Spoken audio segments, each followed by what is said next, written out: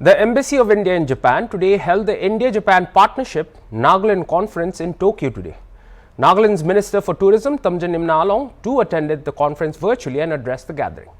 Regarding the event, HornbillTV spoke exclusively to Deepjani Chakraborty, IAS Minister, Economic and Commerce, Embassy of India, Tokyo, to get further insight into the program.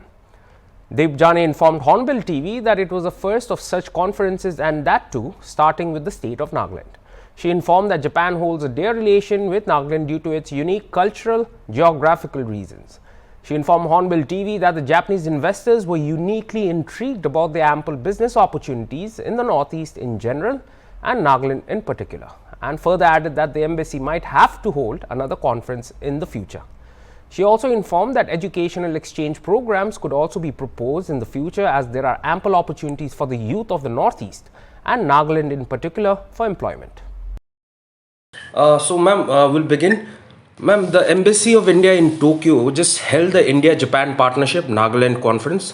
It was held today, the 16th of February. So, ma'am, could you please give us a little overview of what the conference was all about and how unique it was to start the India-Japan Partnership, especially with Nagaland as the starting state? Yeah, so good evening. This was first of our series of events for the Northeast. Yes, ma'am. In fact, India and Japan share a very comprehensive partnership. We share a special strategic global partnership with Japan, and underneath that, Northeast has a very special place. Therefore, we started this series with Nagaland. The main focus of the program was basically to highlight the opportunities that are available in the state of Nagaland. Yes, ma'am. And basically present the business opportunities, which included your tourism, Yes. logistics, IT policy, Yes. states, food processing opportunities. So basically we wanted to showcase the business opportunities present in Nagaland and also the unique culture Yes. of this part of India before Japan. All right. Ma'am, just recently the ambassador of Japan, Hiroshi Suzuki, had come to visit the Hornbill festival in Nagaland, ma'am. And in his address during the festival, he had said that we want more Nagas to come to Japan, and also we want more Japanese to come and visit the state of Nagaland. So, ma'am, what are some of the policies that are being drafted or rather being made to boost such avenues, ma'am? So, we already have a comprehensive economic partnership agreement with Japan since 2011. Yes, ma'am. And there is a chapter on movement of natural persons, Okay. where, we have been engaging with Japan very actively. Yes, ma'am. And we've been asking them to take more Indians or allow more Indians to come into the Japanese market. Yes, ma'am. As of now, we have about 45,000 Indians in Japan. Yes. And about 80% of them are in the IT sector. All right, ma'am. But we also are comprehensively engaging with Japan to encourage more Indians in the sector of hospitality and medical care, nursing care, movement of nurse, accountancy, architectural services. These are some of the areas where we are pursuing the Japanese side. Right. And this holds good for Nagaland as well. Yes. There are huge opportunities available in Japan. We know that Japan is an aging society. Yes, ma'am. In fact, their average age is above 70% of the population is above 60. Yes. So it holds a huge opportunity for our Indian youth, especially from Nagaland. Yes. In fact, Nagaland has this unique feature of being, English educated population. Yes. And they can do so well in so many sectors, starting from IT, tourism, hospitality. Here, as I understand, they would like the youth or the people who seek opportunities to work in Japan to know Japanese. So that will be very handy if Japanese is learned. All right. Otherwise, there is a huge opportunity available, and Ambassador Suzuki is right to mention that. Yes. And we are also here in the Embassy of India trying to engage with the Japanese government to make opportunities available for Indians to come to India. All right, ma'am. Ma'am, over the past, there have been a lot of exchange programs between India and Japan, and especially with regard to the state of Nagaland too, ma'am. So, ma'am, is there any viable opportunity that such exchange programs could start soon between, just say, students of Nagaland visiting Japan or Japanese students visiting our state? Is there any viable opportunity which could be presented?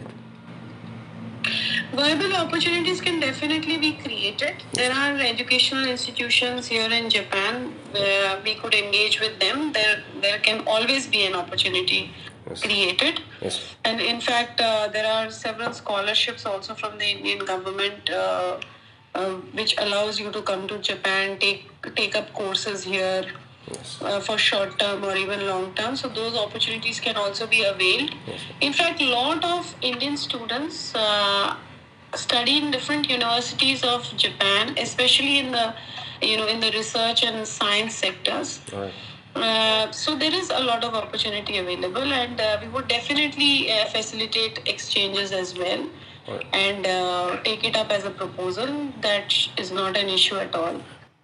All right, ma'am. Now coming back to the India-Japan partnership Nagaland program that happened today, a very interesting thing also was showcased during the whole meet, and that was the business and tourism opportunities in Nagaland.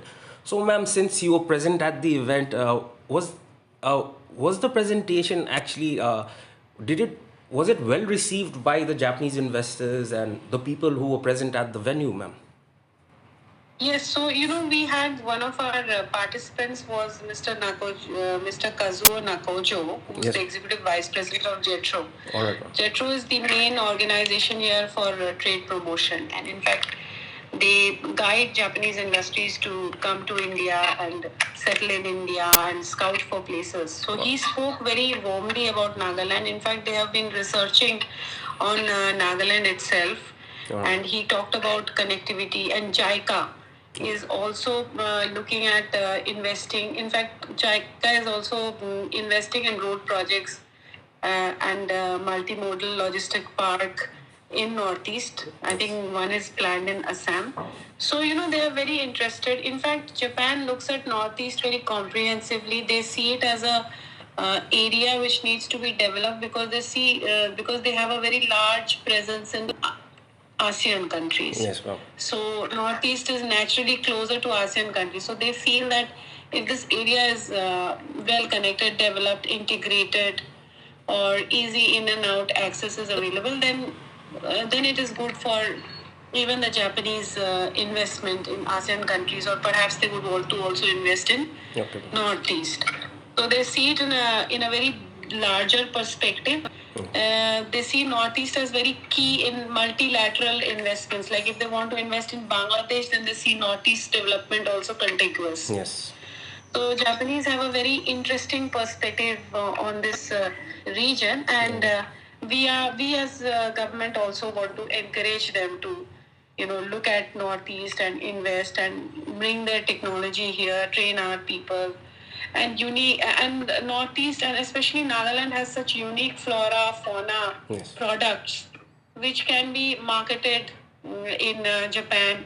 In fact, the audience was very enthused about the Hornbill festival and the unique handlooms and other Yes. cultural aspects of the state. They were very enthused about it.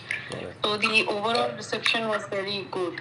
In fact, we might have to do another program also. Perhaps now that the state is going to have its own, logistic policy, or even the state food processing policy will soon come through. Yes. So I am expecting that perhaps we will do another program in the near future Alright. to explore specific sectors.